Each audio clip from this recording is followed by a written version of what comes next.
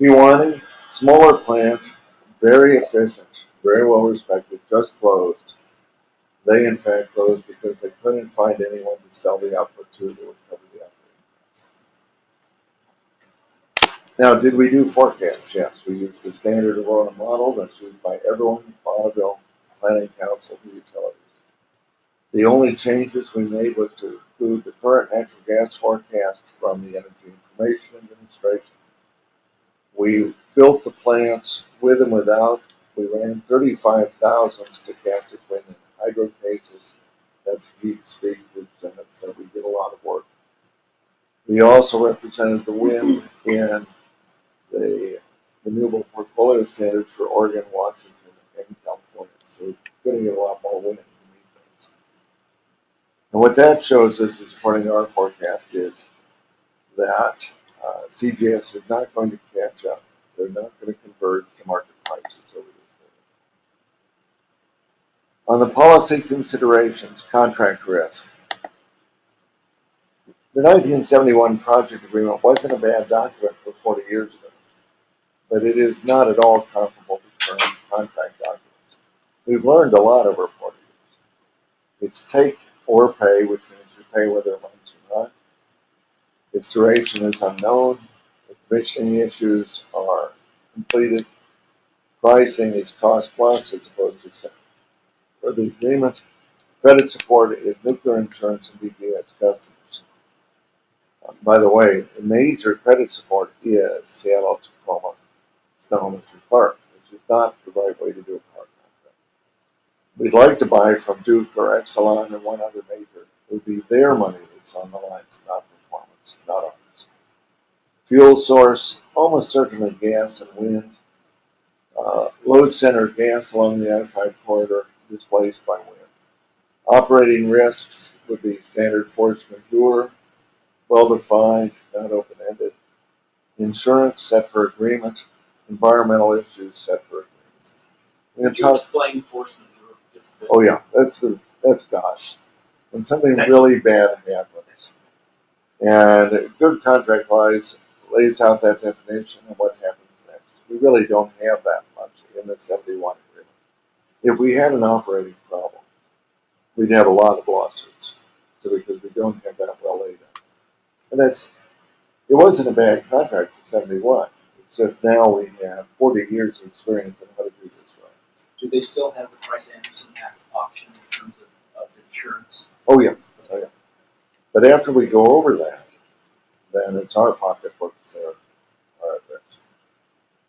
If we bought this, if we gave the plant to Duke, say, and then bought it back, it would be Duke's pocketbook at risk, not ours. After the insurance. Emissions. CGS is less emissions free than emissions elsewhere. They agreed this past year to effectively buy the entire output of one of the oldest and dirtiest industrial facilities in the U.S., the Paducah plant. It's a Cold War plant. It is using very obsolete, used, those even at the end of the contract, very obsolete technology. One of the interesting side of it is that it releases 2/3 of the CFC 114 for the entire country. That's known as Freon. It was outlawed in the 80s. The only reason it's still used there is because the plant had a nuclear defense exemption. The plant is fueled by coal in Kentucky. It's highly inefficient.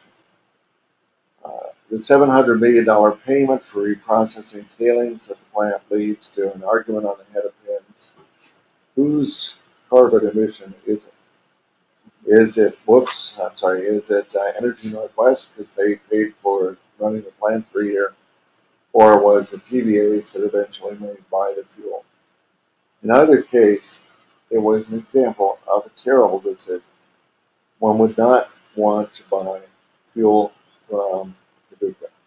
The evidence of that is the moment the contract ended, the plant ended. Good news is the contract didn't hold us to any specific level of generation, so it's over. There was a white knuckle moment a few weeks ago when a tornado took out a third of the remaining plant, but luckily missed the Energy Northwest fuel sitting next to it. That would have been an interesting lawsuit. That really would have been nice and done. Here are a standard tool right off the web. Anyone can reproduce these numbers for CGS emissions. In a given year, they produce about 472,000 tons. Most of that is from the enrichment stage, and we use the Paducah numbers there. Now, the good news is, by the way, Paducah is so obsolete that no one will ever build another Paducah. We are going to better technology. We have the startup of a much better plant in Eunice, New Mexico now. So hopefully in the future we'll never repeat this. On the carbon release, their release, counting the contract, was 1.973 thousand tons. That's a lot of carbon. Overall, that's the equivalent of 3,000, well, it's 3 million cars, no, 3 million cars. This is a lot of carbon. And the moral of the story is you're carbon free if you're carbon free throughout the entire fuel chain, not just carbon free at the plant itself. Decommissioning, it's significantly less expensive now than decommissioning later. And the spent fuel storage issue is about to become significantly more expensive now that the Secretary of Energy has been ordered to place a new Yucca Flats proposal in front of Congress. And here is the conference call with the NRC and Senator Markey's staff. That's the 89% per year number. We re-derived all those numbers ourselves from source documents and have a slightly lower number. But the bottom line is decommissioning does get harder every year, and it's not a surprise. Anyone who believes that the NIMBY of taking a nuclear plant and putting it literally in someone's backyard is easy has not been